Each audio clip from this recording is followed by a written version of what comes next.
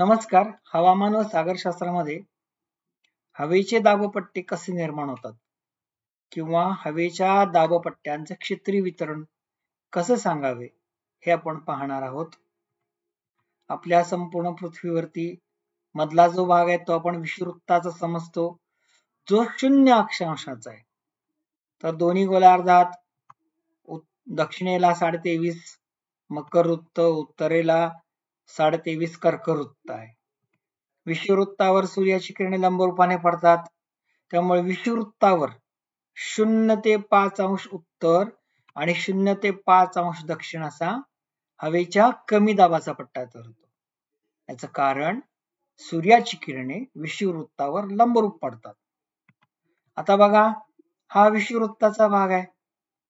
इथं सूर्याची किरणे काय पडली? लंबरूपाने बाहेर पडली, लंबरूपाने पडली. इथे तापमान कसे आहे?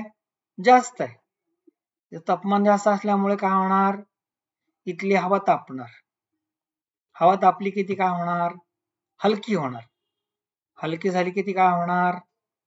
वर जाणार, है ना. त्यामुळे इथे हवेच्या कमी दाबाचा पट्टा तयार. हवा वर जाणार. हवा वर गेल्यानंतर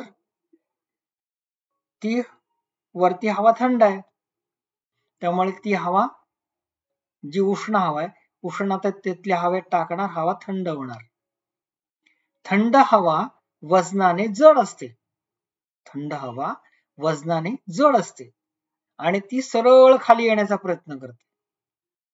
खालून तापलेली हवा वर गेली, वर गेल्यानंतर ती थंड झाली. थंड हवा जड असते आणि ती न्यूटनच्या गुरुत्वाकर्षणाच्या नियमाने खाली येण्याचा प्रयत्न करते. कोणती आपण वस्तू वर टाकली असते ती खाली येते. जशी हवा वर गेली, थंड हवा, तिथे उष्ण हवा वर गेली, तिथं थंड झाली आणि थंड झाल्यामुळे ती खाली येण्याचा प्रयत्न करते. परंतु खालून येणारी हवा तिला सरळ न येता कडेला ढकलते, बाजूला ढकलते. आणि बाजूला ढकलल्यामुळे ती हवा विषुववृत्तात वरनं वर गेलेली हवा दोन्ही गोलार्धात, आता हा दोन्ही गोलार्धात 25 ते 35 या अक्षांशाच्या प्रदेशात, 25 ते 35 अक्षांशाच्या प्रदेशात येऊन स्थिरावते. आता थंड हवा जी आहे तिथं हवेचा दाब कसा राहणार आहे? जास्त. आणि जी उष्ण आहे तिथं हवेचा दाब कसा राहणार आहे? कमी. बघा, विषुववृत्तावरची हवा तापलेली आहे. हवा तापली की ती हलकी झाली, त्यामुळे विषुववृत्तावरती हवेचा दाब कसा आहे? कमी आहे. तर इथली हवा दोन्ही गोलार्धात 25 ते 35 उत्तर आणि 25 ते 35 दक्षिण या ठिकाणी येऊन स्थिरावली. मग या दोन्ही गोलार्धात 25 ते 35 उत्तर आणि 25 ते 35 दक्षिण या ठिकाणी हवा येऊन स्थिरावली. तिथं हवेच्या जास्त दाबाचा पट्टा तयार झाला. अशा प्रकारे सूर्यकिरणांमुळे हवेचे 3 पट्टे तयार झाले. विषुववृत्तावर सूर्याची किरणे लंबरूप पडली, तिथली हवा तापली, ती वर गेली, म्हणून विषुववृत्तावरती हवेच्या कमी दाबाचा पट्टा तयार झाला. वर गेलेली हवा थंड झाली, ती सरळ खाली आली का? नाही. तर तिला दोन्ही गोलार्धात 25 ते 35 उत्तर आणि 25 ते 35 दक्षिण या ठिकाणी ढकललं गेलं, म्हणून दोन्ही गोलार्धात 25 ते 35 उत्तर आणि 25 ते 35 दक्षिण या ठिकाणी हवेच्या जास्त दाबाचा पट्टा तयार होतो.